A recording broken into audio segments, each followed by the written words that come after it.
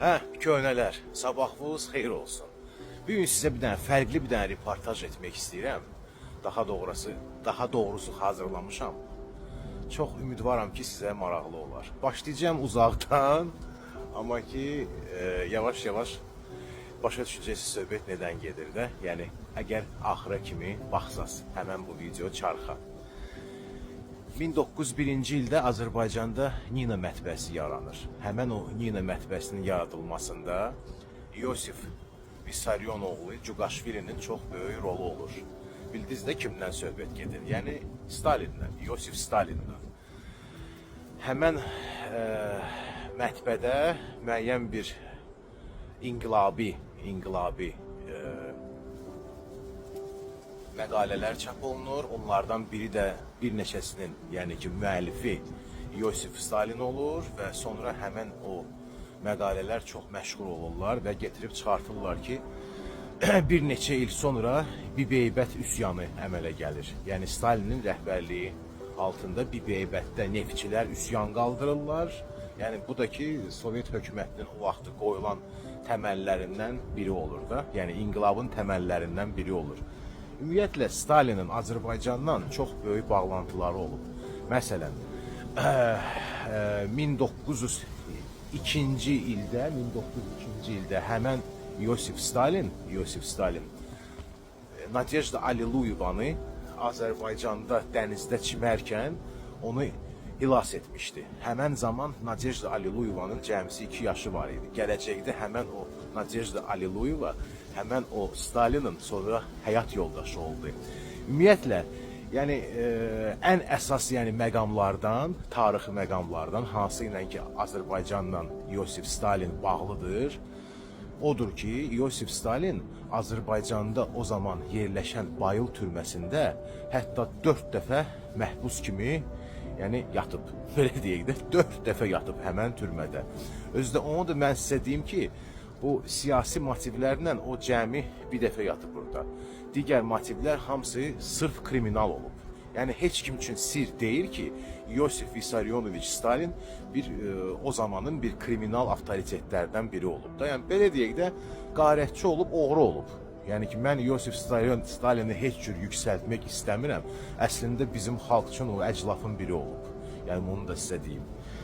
Bir məqam da sizə deyim ki, mənim də ailəmi, yəni ki, bu yan keçməyib. Mənim babam bu barədə düzdür danışmasa da, amma Əlbaba Məmmədovun atası Bala Əhməd həmən o Yosif Vissarionoviç Stalinlə hətta münasibətləri də olub. Bilmirəm nə dərəcədə münasibətlər olub, işgüzar münasibətlər olub, dostluq olub, amma bilirəm ki, babam deyərdi ki, Yosif Stalina o zaman Bala Əhməd Gürcü balası deyərdi. Yəni onun ləqəbi burada Azərbaycan kriminal dünyasında ləqəbi onun Gürcü balası idi. İndi bir dənə sizə qəşəng bir məqam danışmaq istəyirəm. Hansı ki, deyilənlərə görə, yəni bu olaydı, ola bilər də bu rəvayətdir. Rəvayət də olsa, amma çox gözəl bir, qəşəng bir rəvayətdir. O zaman, haçan ki artıq inqilab baş vermişdi, Yosif Stalin artıq Moskvada idi və bizim milli ansamblımız Üzeyir Hacıbəyovun rəhbərliyi altında gedir qastrola Moskva şəhərinə və Kreml teatrında çıxış edəcəkdilər. Çıxışa lap az vaxt qalmış, birdən NKVD əməkdaşları keçirlər kulis arxasına və təcili Üzeyir bəylə görüş istəyirlər. Görüş istəyəndə Üzeyir bəy sözsüz ki, özünü belə də itirir demək azdır. İndi başa düşürsünüz də o zaman üçün Stalin kim idi və nə idi? Yəni Stalin əgər öz adamlarını göndərirsə kulis arxasına konsertin 5 dəqiqə qalmışında indi adam özünü necə hiss eləyər? Neysə, Üzeyir bəyə çatdırırlar ki, rəhbər, yəni o vaxtı voj deyirlər də ona, rəhbər istəyir ki, rəhbərin bir istəyi var ki, sizdir konserti açılışında başlayanda pəncərədən daş gəlir mahnısı ilədir başlayardınız. Hamısı təəccüblənir, görəsən nəyə görə? Amma ki, rəhbərin sözü sözdür və bunu yerinə yetirirlər. Pəncərədən daş gəlir mahnısını ifa eləyirlər. Yəni ki, instrumental bir formasında.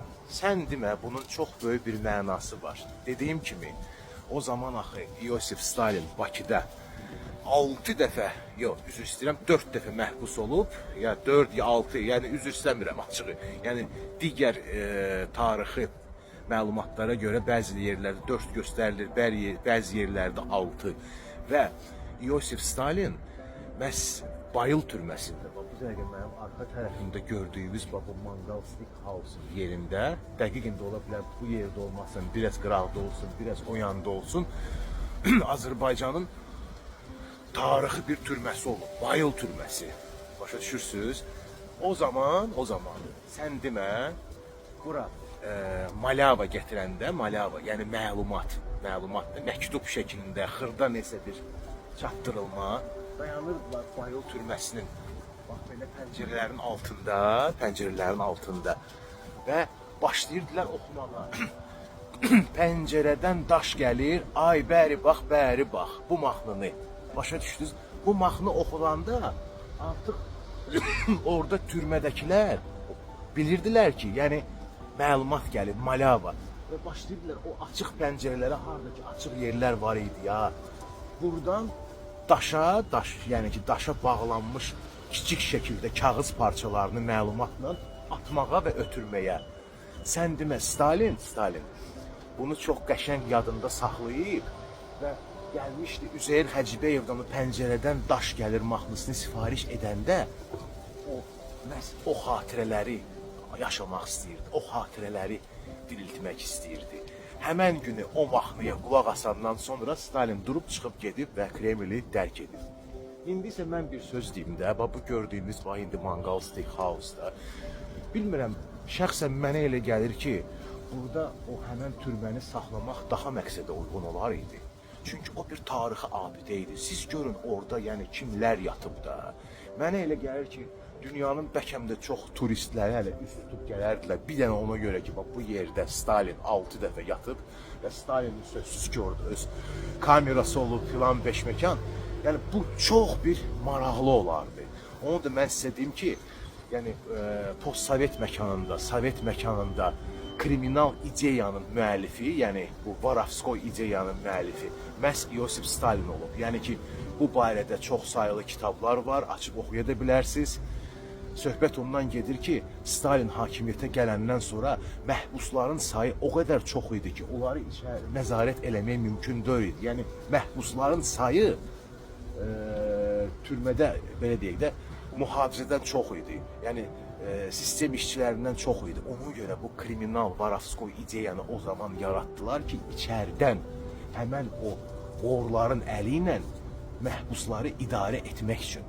Başa düşürsünüz? Yəni bir var ki, hamını idarə eləyəsən, bir də var bir adamı idarə eləyəsən, o isə hamısını idarə eləsin. Bax bu qədər. Bağışlayın, biraz uzun çəkdi. Qəlbdən qəlbə, Bayıldan keçmiş Bayıl türməsinin qabağında, indiki Mangal Steakhouse-un qabağında Əlibaba Məmmədov.